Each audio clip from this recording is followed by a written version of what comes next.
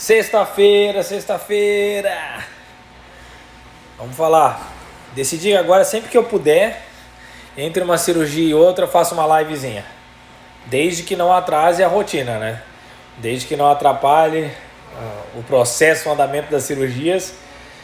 Vou fazer umas livezinhas nas quartas e sextas-feiras para vocês, entre uma cirurgia e outra. Olha que legal essa caneca aqui. Quem faz é a irmã da Marcela, nossa copeira lá da clínica MWB, Márcio Wallace. Fizemos para uma galera aqui do hospital onde a gente opera. Deve ter umas quase 20 canecas. Oi, Ju, quanto tempo? Pessoal, cirurgia de hoje, começamos com uma rinoplastia. E a ideia é... Conversei com a paciente antes sobre fazermos a rinoplastia com o uso da costela, né? Um pedaço de cartilagem da costela, porque era uma paciente que já tinha feito uma cirurgia ortognática, uma cirurgia de avanço de mento, porque a estrutura óssea dela não era bem proporcional. Então ela fez modificações. Fala, Andrezão, Deus abençoe, irmão.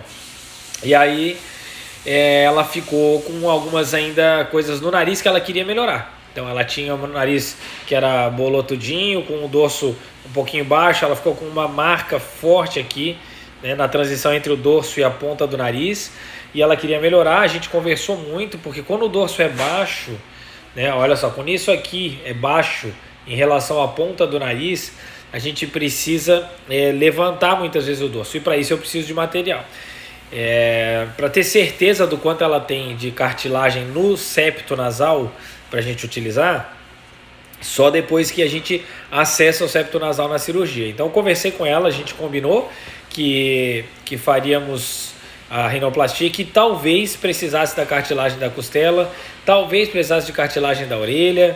A gente conversou muito, ela estava ciente disso, concordando com isso, e tudo combinadinho. Entramos em cirurgia e teve um pouquinho mais de dificuldade para acessar as estruturas, um pouco porque ela já tinha feito essa cirurgia ortognática, e aí identificamos que ela tinha uma boa quantidade de cartilagem do septo nasal que a gente pudesse usar para a cirurgia. E também com as atualizações de algumas táticas cirúrgicas que a gente fez hoje. Claudinha tá dentro daquele meu estojinho que acho que tá ali em cima. Claudinha, nossa físio, instrumentadora. E aí a gente conseguiu implementar uma tática cirúrgica nova, onde a gente consegue dar firmeza, estrutura nasal, definição de ponta, utilizando a mesma quantidade de cartilagem, mas com enxertos colocados de uma maneira um pouco diferente. E foi muito bom, muito legal mesmo. Fiquei bem feliz com o resultado. Dr. Edio, que é o otorrino que sempre opera comigo, a gente sempre faz junto todas as otorrinos, também ficou muito feliz. E o resultado foi muito satisfatório. A gente ficou positivamente surpreso, sem ter que precisar da cartilagem costal. Então o paciente não precisou fazer enxerto de costela para estruturar o nariz e dar uma definição boa da ponta nasal, sustentar o nariz. A cirurgia durou, não chegou nem a 3 horas a cirurgia, então cirurgia muito boa. A gente tem visto muitas cirurgias de nariz muito agressivas, né, demorando 8, 9 horas, muito enxerto, muita coisa, e a gente fica preocupado porque fica muito bonito logo que termina, mas cartilagem, obrigado. Cartilagem com o tempo pode absorver, pode diminuir, enfraquecer um pouco. Então, se tudo que se faz é com excesso de enxerto, no futuro, daqui 10 anos, a gente não sabe como vai ficar. E a gente tem procurado fazer os melhores resultados com a menor mudança de estrutura possível, né? Só aumentando a estrutura, sem danificar a estrutura que a gente já tem, mas reforçando a estrutura que o paciente apresenta e reforçando os pontos positivos daquilo que a paciente já apresenta. Então foi isso que a gente fez hoje. A rinoplastia foi muito boa. E agora a segunda cirurgia é uma rinoplastia de uma menor de idade. Vou tomar meu café antes que esfrie, só um pouquinho.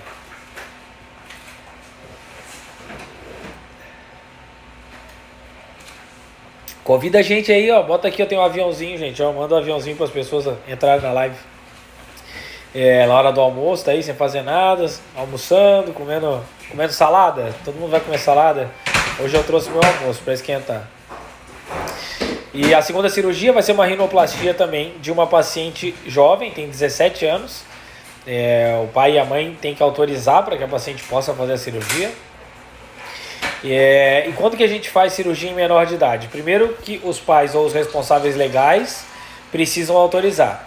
E segundo, que a paciente já tem que ter menstruado pelo menos há 3 anos. É muito difícil que uma paciente que menstrua há mais de 3 anos continue crescendo. Então a gente faz pelo menos 3 anos, ou a gente faz uma coisa que é o raio-x de idade óssea para ver se o punho já fechou. E aí, se fechou, não precisa... Obrigado, Renato. A paciente provavelmente não vai crescer mais e a gente já pode operar também. Então, essa paciente já podia operar e a gente vai operar ela agora de tarde. Acabei de falar com ela. Ela não quer uma grande modificação. O que incomoda ela mais é a largura do dorso nasal e a ponta um pouquinho bolotinha. E a gente vai fazer a cirurgia dela também, sempre fazendo o que ela quer, que é modificações que mantenham a naturalidade, que não modifiquem a personalidade da pessoa, que seja o nariz da pessoa melhorado. Então é isso que a gente vai fazer. O nariz da pessoa, só que mais bonito. Então a gente vai fazer essa segunda rinoplastia agora de tarde, nessa menor de idade. E a terceira cirurgia que eu ia contar para vocês, que eu prometi de manhã que ia contar mais tarde, vou contar agora. A terceira cirurgia é o seguinte: uma paciente que veio para operar comigo há 7 meses atrás e que iria melhorar as mamas. Quando eu avaliei a paciente no consultório, ela tinha mamas que eu achava bonitas.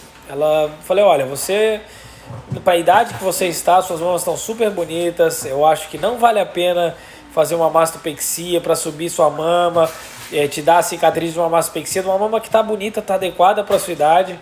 Obrigado, Isabela. Então acho que não vale a pena operar. Doutor, eu falei, não vou te operar. Não quero te operar porque tá ótimo, sua mão tá bonita. Não quero ganhar dinheiro de uma cirurgia que não precisa ser feita. Ela ficou feliz, foi para casa. Só que 7 meses depois ela chegou, doutor, o senhor lembra de mim? Eu falei, lembro e tal. Ela falou, pois é, doutor, o senhor se lembra que eu vim aqui pra gente fazer da mama? Eu falei, lembro que eu falei que eu não ia te operar. Ela, mas hoje eu tô vindo com uma situação diferente. Hoje eu tô vindo com nódulos mamários, eu já fiz 3 biópsia, fiz 5 sessões de quimioterapia e vou fazer só mais uma quimioterapia e depois vou fazer a cirurgia retirando a mama. E eu queria saber se o senhor podia fazer a parte estética. E sabendo de todo o caso, eu aceitei fazer. E aí a gente fez a reconstrução imediata. Então, foi retirada a mama quase toda, preservando quase toda a pele, e a gente colocou um implante imediatamente para ela não ficar sem mama. Porém, é aquilo que eu conversei muito com ela, que foi a questão de que quando a gente faz uma reconstrução imediata, tem mais chance de ter algum sofrimento de pele. E foi o que aconteceu. A mama ficou toda íntegra, a cicatriz ao redor da areola tá ok, e na horizontal também tá ok, mas na vertical ela sofreu um pouquinho.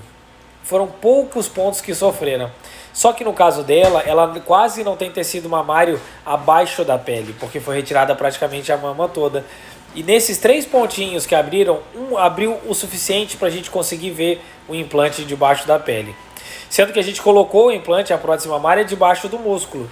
Mas eu explico sempre para vocês, o músculo dificilmente vai recobrir toda a prótese, dificilmente ele vai recobrir todo o implante. Geralmente ele cobre os 2 terços superiores e o terço inferior ele não recobre. Eu conversei muito com ela que existia essa possibilidade, colocamos um implante menor do que a gente gostaria, exatamente para não forçar a pele, para que a maior parte possível do implante ficasse recoberta pela prótese, mas infelizmente lá na junção da vertical com a horizontal, que a gente chama na junção do T, nessa área sofreu um pouquinho, mais ou menos 3 milímetros por 2 por 3, e foi o suficiente para ver o implante. Então quando a gente vê o implante exposto assim, e na maioria dos casos a gente prefere retirar o implante. Como o caso, obrigado Paulinha, chegou meu almoço. Como na maioria dos casos a gente gosta, acha melhor, é mais prudente para evitar infecção, para evitar complicação, quando a gente vê o implante a gente retira. Em alguns casos aí existe a possibilidade de tratar com antibiótico e esperar para ver se consegue fechar, e algumas vezes fecha sem infecção e é ótimo que não precisa tirar o implante. Mas no caso dela, como é uma paciente que está em acompanhamento, a gente vai retirar o implante. E eu ia retirar e fechar a mama, esperar cicatrizar bem, e depois de um tempo a gente faria a reconstrução definitiva. Mas como ela está sem infecção nenhuma, ela fez um exame de sangue ontem, que ela não está com infecção, só tem uma exposição pequena da prótese, não está saindo secreção, não tem pus, não tem nada. A gente optou por o seguinte: eu vou retirar o implante de silicone e vou colocar um expansor tecidual, que é como se fosse uma prótese vazia e que a gente vai enchendo com soro fisiológico de tempos em tempos. E aí ele vai dilatando a pele, dilatando, até que ele abre o espaço suficiente para a gente colocar um implante de silicone definitivo. Então hoje a gente vai fazer isso, vai tirar a prótese dela e vai colocar o implante expansor para que a gente possa encher, dilatar a pele e com o tempo fazer a reconstrução definitiva dela. Tudo muito bem conversado, tudo muito bem explicado. A paciente sabia que existia essa possibilidade. Eu conversei muitas vezes, porque eu sempre converso muito, eu sempre explico tudo que pode acontecer. Além disso, a paciente tem um termo de consentimento que ela lê tudo, todas as possíveis complicações. Então a paciente é muito querida, estava consciente, sabia que isso podia acontecer. Então assim, fizemos e ela estava ciente, vai retirar, tá tranquila, sabe que eu vou cuidar dela, e com o tempo a gente vai refazer e fazer a reconstrução definitiva. Num caso como o dela, que a pessoa está mais sensível, a gente fala mais ainda, né? Explica mais ainda das possíveis complicações. Então ela está ciente e com certeza no fim, se ela deixar, e ela vai deixar a gente cuidar dela até o final, ela vai ficar feliz. Então é isso, pessoal, fiz uma live rapidinha, como eu pretendo fazer agora nas quartas e nas sextas, sempre que der tempo, sempre que não tiver corrido demais aqui, fazer uma live entre uma cirurgia e outra para conversar com vocês das cirurgias dos dias e vocês já saberem mais detalhes, e quando assistem a live já podem mandar pergunta também, que assim que eu puder eu respondo, tá? Uma boa tarde, Deus abençoe vocês, fiquem com Deus. Obrigado, Joyce.